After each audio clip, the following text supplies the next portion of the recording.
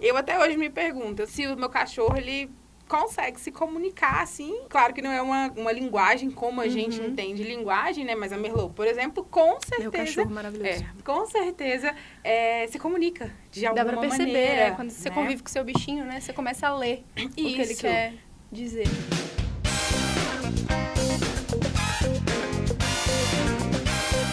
Fala pessoal, eu sou Sofia Fonseca, estamos começando mais um episódio do VersaCast. A gente está analisando as obras do País 1 e hoje a gente vai falar de uma obra que é um artigo da revista FAPESP. A linguagem humana existe há pelo menos 135 mil anos. Geisa, bem-vinda a esse podcast, vamos fazer essa análise? Vamos lá, Sofia e pessoal, vamos lá então. Esse texto é um texto muito legal, Não, né? para começar, né, ele vai para tudo. Para tudo, né? A gente estava até comentando um pouquinho antes, né? Ele fala ali, vai para filosofia, vai para biologia, sociologia, para as artes visuais, né? Mas isso aqui é um texto muito curioso, né? A primeira vez que eu li esse texto da FAPESP, a linguagem humana existe há pelo menos 135 mil anos. E aí, como todo bom estudante de letras, né? A gente começa a se questionar ali. Ele tá falando da linguagem humana especificamente. Em que sentido? E em qual sentido, né? Porque a linguagem, ela pode ter várias definições, né? O próprio texto traz isso pra gente. Esse debate, né? Isso. Porque dependendo da abordagem que a gente pegar, a gente vai entender a linguagem a partir de princípios diferentes, de lógicas distintas também. Por exemplo, a gente vai ter teóricos, linguistas que vão dizer que a linguagem humana é algo de caráter ali inato, né? A gente já nasce com uma faculdade, querendo ou não, como se fosse um hardware dentro da nossa mente. E já tá lá, né? Já tá instalado. E aí, a partir das necessidades ali do contexto de mundo, é que a gente vai desenvolvendo isso. E aí, eu gosto muito desse texto, porque ele traz exemplos bem legais e coisas que a gente se pergunta muito quando a gente é criança, adolescente, mas eu até hoje me pergunto, eu sempre me questiono se o meu cachorro, ele consegue se comunicar, assim, e claro que não é uma linguagem como a gente entende linguagem, né, mas a Merlot, por exemplo, com certeza... Meu cachorro maravilhoso. Maravilhosa, perfeita. Com certeza se comunica de alguma maneira. Dá pra perceber, quando você convive com o seu bichinho, né, você começa a ler o que ele quer dizer. Isso, exato. É porque a linguagem, na verdade, né, Sofia, é um processo de sistematização, não necessariamente para comunicação, que é algo que o texto vai falar, né? Não é que... O que pode gerar uma estranheza inicial, né? Porque a gente associa diretamente a essa função. A esse ato comunicativo, né? Que eu tenho ali um emissor, no caso, no momento eu, né? A gente tá numa situação aqui, num contexto de um podcast, enfim, isso é até interessante, né? Dá pra gente falar um pouquinho ali de elementos da linguagem, função, eu ia tentar me arriscar, né? Mas eu vou errar, eu vou ficar quieta. Elementos da comunicação, funções da linguagem, né? Mas, por exemplo, quem fala é o emissor, quem recebe é o receptor, aí né? Eu ia falar remetente. E aí, remetente, você tá lembrando de carta. Tá lembrando lá de carta. E aí, lá é quem manda, não é nem quem recebe. Aí, ó, viu? Vou ficar quieto, mas aí a gente lembra bastante dessa lógica contextual, né? De conversa, a gente pensa muito nisso. Mas esse estudo, ele vai falar que não necessariamente, né? A linguagem não necessariamente é um ato comunicativo. E até porque a linguagem não necessariamente está associada à língua, né? Ela tem várias formas, né? Isso. Assim, a linguagem em si, primeiro, né? Linguagem é diferente de língua, né? Língua portuguesa, língua inglesa, enfim. Línguas podem ser aprendidas. A gente pode tirar esse princípio. Já na parte de linguagem, a gente pode falar de uma linguagem verbal, não verbal, que é muito interessante para a prova do PAS. A gente pode falar também sobre um sistema de cores. E aí, se a gente for parar para observar o mundo ao nosso redor, isso tá em tudo, né? A linguagem tá em tudo. A linguagem tá em tudo e comunica, assim, de formas magníficas. E é realmente um sistema padronizado para fins específicos, não necessariamente comunicativos, né? Sei lá, se a gente pensa, por exemplo, num semáforo, num sinal de trânsito. Vermelho, pare, né? Aí tem o verde, pode seguir. Tem o amarelo ali, atenção. Então, isso também é um sistema comunicativo. E não necessariamente é um sistema oral de comunicação. Não necessariamente a gente está usando ali palavras, né? Seja de forma oralizada ou de forma escrita, que configura aí essa linguagem verbal. Também é muito curioso como a gente precisa entender a linguagem não só a partir dessa lógica das palavras ou escritas ou faladas, mas também a gente precisa entender a linguagem a partir daquilo que não é dito, isso é, entender a linguagem não verbal. O que a gente chama ali de entrelinhas, né? Isso. É assim, a própria para além, né? A própria imagem em si, distancia, ela comunica ou deixa de comunicar muita coisa pra gente. Quando você falou disso, eu já pensei no cenário do podcast, assim, quais as nossas intenções em botar um fundo preto, montar uma mesa, microfone, tudo isso aqui tem significado e intenção, né? E isso é muito curioso, porque, por exemplo, né, para além de entender a questão da existência dessa linguagem há pelo menos 135 mil anos, né? Antes o entendimento era de que era por volta de 120 mil anos ali, quando os primeiros Homo sapiens, eles se distanciam, né? Quando eles geram esse primeiro movimento de separação. Mas aí a ciência falou, não, peraí, a gente tem que entender que se todos esses grupos falam, então essa linguagem ela surgiu quando esses grupos ainda estavam juntos. Isso Por aí isso a parte compreensão, né, da faculdade nata. Isso aí parte do princípio da evolução, do princípio da simplicidade, da parcimônia, de que é a explicação mais simples. Qual a chance disso ter surgido em diversos grupos diferentes e se desenvolver, evoluir da mesma forma para o mesmo caminho? É muito mais difícil do que pensar que eles estavam juntos, surgiam antes da separação e depois se separaram. E eles foram se adaptando, né? Porque o próprio estudo fala isso também, e a gente vê isso nos contextos nos quais a gente se envolve. Porque, para além de ser uma necessidade, a linguagem, né?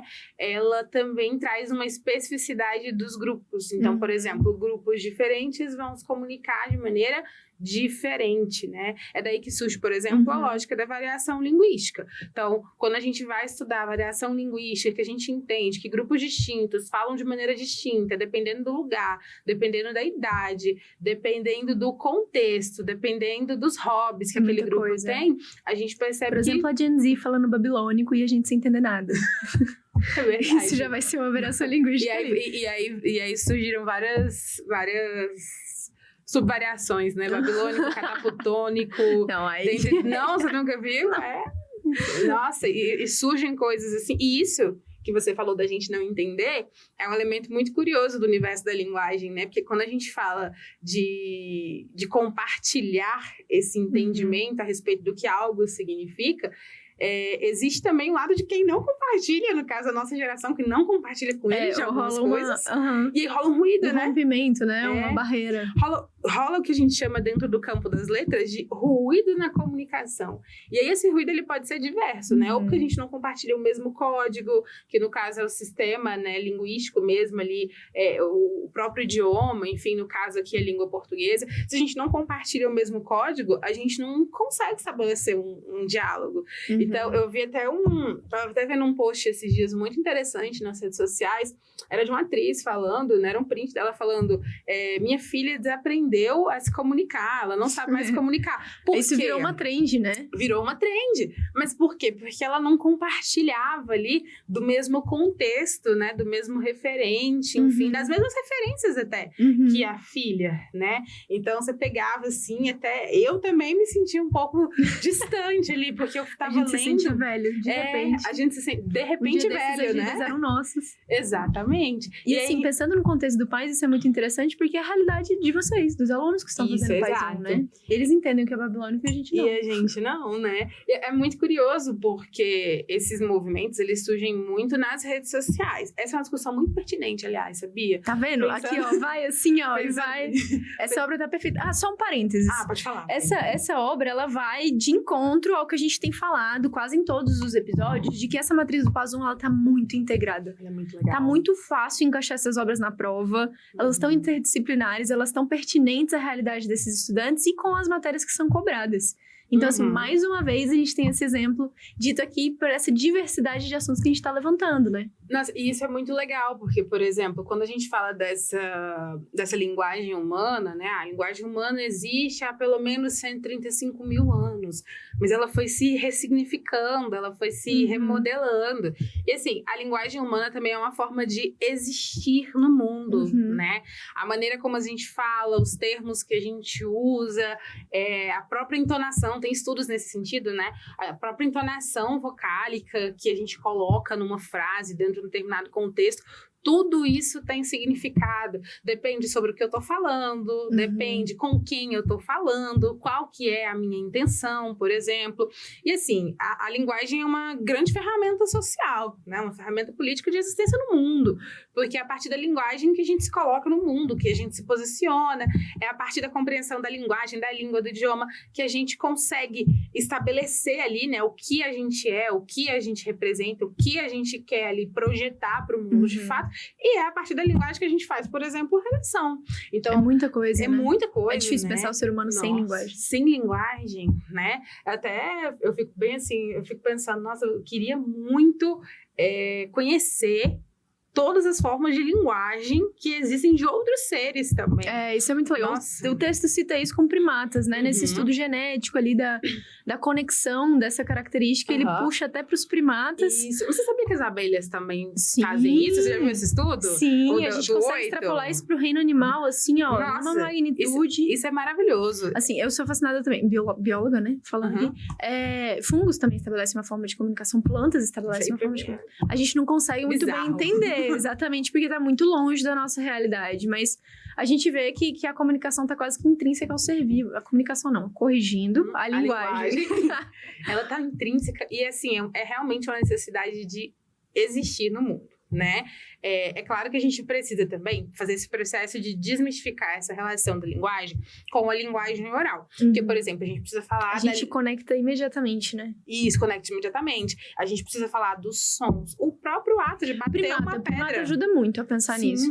Não, e assim, acho que a gente pode ir até além. Porque, por exemplo, a língua brasileira de sinais pois é o segundo que idioma tem ainda oficial, né? Regionalismo, né? Tem variação linguística. Exato. Não, e é muito curioso, porque... quando eu era pequena, eu estudei Libras, enfim, aprendi um pouquinho, bem pouquinho a sinalizar. E aí, eu lembro que uma das primeiras perguntas que a gente fazia, assim, em sala, era tipo, nossa, mas como é que será que é em tal país? Então, a gente tinha essa noção de que a língua brasileira de sinais é uma língua, então ela segue uma estrutura específica, que é uma estrutura sintática diferente do português, né? E aí a linguagem que o pessoal, né, usava lá 130 mil anos, 135 mil anos ali para trás, era uma lógica sintática diferente também. Então, a gente não tinha necessariamente uma lógica de ordem direta, sujeito, verbo, objeto, porque essa linguagem, ela surgiu muito, né? Quando a gente fala desse passado, de mais de 100 mil anos, ela surgiu muito da necessidade contextual. Então, sei lá, se a gente tá num contexto de floresta, pra aquela vibe artes visuais dos primeiros hominídeos. Exato. E aí eu vou falar, sei lá, onde é que tem uma ameaça, né? Algum animal, alguma coisa ali, ou algum alimento mesmo, para eles caçarem, se alimentarem. Contexto de sobrevivência, né? Contexto de sobrevivência. E aí... Hoje, né, no porcelanato, no ar-condicionado, no estúdio. A gente faz uma arte de não sei quantos mil reais. Sim, não, e a gente vai trazendo outras necessidades. Então, isso é muito curioso.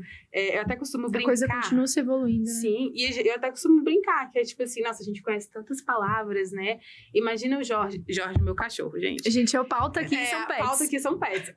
Eu brinco que o Jorge, ele só conhece 2 ou 3 palavras. Comida. Senta nada aí, né? Comer, passear e osso por causa do ossinho de brinquedo dele. Acabou. Só conhece essas 3 palavras. Agora, olha que legal, assim, quando a gente pensa no cachorro, o tanto de comunicação não verbal que a gente tem com eles, né? Que a gente tem com eles. A gente olha com aquela carinha de me dar ração. Isso, exato. Nossa, ele era com aquela carinha de me dar ração. E a minha cachorrinha, a Pandora, gente, minha outra cachorrinha, a gente brinca que ela bate palma, né? Que quando a gente chega pra ver, ela faz assim...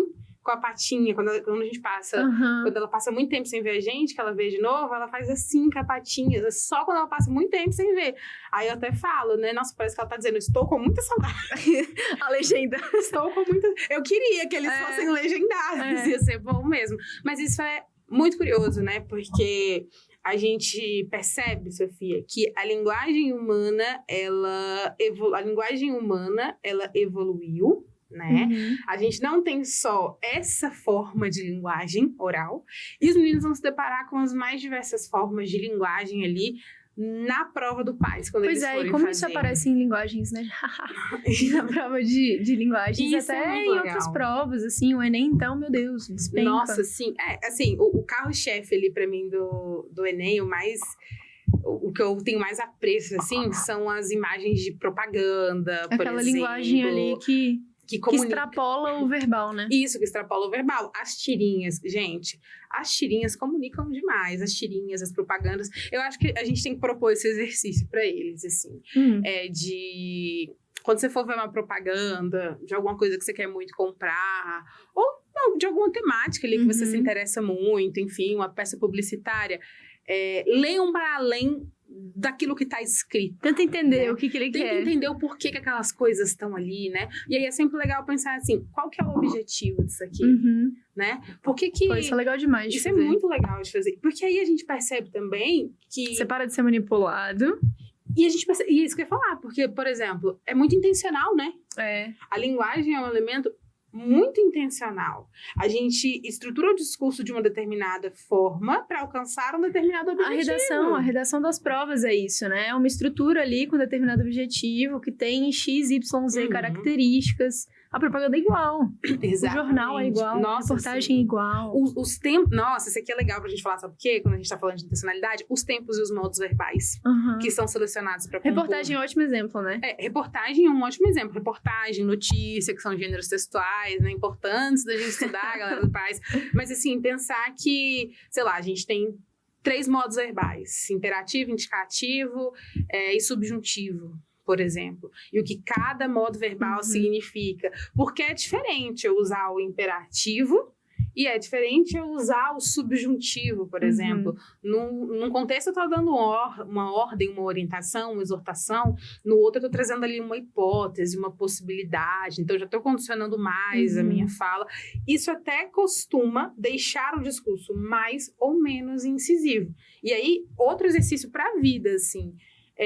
reparem quando vocês forem assistir televisão, quando passarem aquelas propagandas, comunicados, coisas nesse sentido, que existem muitos discursos que são discursos que vão usar mais esses modos, seja para influenciar você a uma determinada escolha ou não. E assim, não necessariamente isso é ruim ou bom, mas é interessante... É a consciência ali das intenções, né? E é interessante pensar, né? Porque essa é a intenção do outro. Será que essa é a minha intenção? Será que eu quero deixar a intenção do outro me influenciar? Me influenciar. E até para dar essa autonomia, né? Então, a linguagem humana, ela existe. Perfeito. E ela se molda, assim, de uma maneira fantástica. E a gente... 135 mil anos é muito chão de história. E pensando assim nessa coisa de a gente perceber, a gente ter consciência, né, do que está acontecendo, mais uma vez o que é o UNB, que é do estudante. Que é formar um aluno que está pronto para entrar numa universidade do porte da UNB, que consiga ter esse poder de interpretação, de criticismo, de tudo assim que envolve ali um desenvolvimento de um raciocínio, de um pensamento. Então as obras todas puxam para isso. E aí, quando a gente fala das obras todas, a gente tem que falar também da redação, porque, por exemplo, os textos motivadores que estão lá na prova de redação, eles são posicionados, eles são colocados ali com um objetivo específico, que você fale daquele tema dentro de um recorte específico, né? E que eles sejam capazes de selecionar ideias, de relacionar ideias, de organizar, de interpretar, de conseguir ali desenvolver essas ideias da temática, qualquer que ela seja, dentro de um determinado contexto específico. Por quê? O gênero textual não é nada menos que isso, né? O gênero textual é o texto no mundo, num contexto real de ocorrência. É a intencionalidade do texto. É a intencionalidade perfeita. Exato. E aí, quando a gente parte, né, da evolução ali da linguagem humana, a gente vê da intencionalidade, da necessidade de sobrevivência e junção em comunidade, que a gente parte dos animais. Tudo bem, são os animais. Que a gente parte dos animais até chegar na gente, né? Então, essa interdisciplinaridade tá fantástica. Nossa, é maravilhosa, assim. A gente podia passar... Dava pra passar uma hora muito tempo aqui só falando sobre isso, assim. E eu acho pelos que mínimos detalhes. No ponto de vista da compreensão, vale demais. Do ponto de vista da compreensão da obra, então, é pegar essas variabilidades, né, trazidas da linguagem, estudar isso a fundo, gêneros textuais recorrentes no PAIS-1, as figuras de linguagem, as formas de comunicação. Sim, e até esse próprio processo de pensar, tipo, linguagem verbal, linguagem não verbal, esses tempos, esses modos verbais. A gente vai perceber, por exemplo, lá na notícia, né? A gente geralmente usa na notícia o presente do indicativo, porque a notícia ela tem esse caráter mais efêmero, né? A reportagem tem um caráter mais investigativo. Então, é sempre importante, gente... Eu sou muito a favor desse estudo analítico. sabe? De você pegar um conteúdo e destrinchar e o estudante pensar, poxa, como que eu vejo como é que eu tô entendendo que a banca geralmente cobra isso? Deixa eu ver como é que já caiu em outros momentos. Porque eu acho que essa obra dá um bom norte, né? Dá. De tipo, muito. Você ouvindo essa análise, lendo a obra, você fica preparado para ler todos os outros textos que você vai usar nos estudos com outro olhar. Não, e é uma coisa maravilhosa, assim, que o PAS faz, né? Porque, às vezes, quando a gente ainda não tem tanto, talvez, esse hábito, ou esse olhar que a UNB propõe, porque eu sou muito fã da prova do PAS, porque é uma prova muito interdisciplinar. Talvez vocês me odeiem por falar isso, mas ela é muito... Se vocês estão odiando, pense no vestibular da UNB, que não tem essa característica. Não tem essa característica. Mas, assim, isso é muito interessante que a UNB faz, porque ela tá mostrando assim, ó, basicamente, assim, que a UNB tá mostrando assim para o estudante, olha, você é um ser social e tudo tem um porquê de acontecer. Então, ela está formando um ser interdisciplinar, multidisciplinar, que seja. Mas eu pegar um texto, por exemplo, do Gregório de Matos, que foi uma coisa que a gente falou no outro episódio, e entender, por exemplo, que aquele texto não é uma coisa, não é tipo uma notícia que é mais efêmera, né? Aquele texto tem um porquê de ser, dentro daquele contexto tem uma relevância, a UNB escolheu por um motivo, aquele texto de alguma maneira diz alguma coisa sobre os tempos de hoje também, então é realmente esse raciocínio que a UNB quer e que ajuda a sobreviver na prova. Ser um ser interpretativo, né? Ter essa capacidade tanto de aprender tudo isso, quanto de externalizar também, que é o que ele vai precisar fazer, vocês vão precisar fazer lá na redação. Aí, gente, vocês verem que é a empolgação do professor falando uma obra dessa, mas é isso, né? Ficamos por aqui, né, Sophie? E até uma próxima oportunidade, pessoal. Tchau, pessoal, até o próximo episódio.